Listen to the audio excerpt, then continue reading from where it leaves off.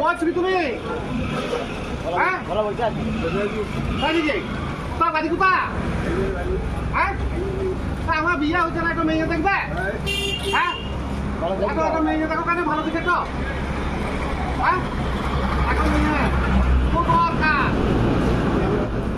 বিয়ে হয় না কোনো বলবো তুমি একটা মেয়ের ব্যবস্থা করো দেখিনি হ্যাঁ দেখতে হবে তবে দেখবে তাহলে তুমি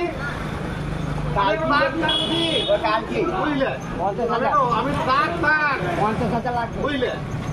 তোমার বুক তো দেখতে হবে একবার ভালো করে একবার চেক করাই দেবো তোমার বুকের ভেতরে কি হয়েছে তোমাকে বুঝলে আমি বুঝতে পারছি না তোমার কি অবস্থা তোমার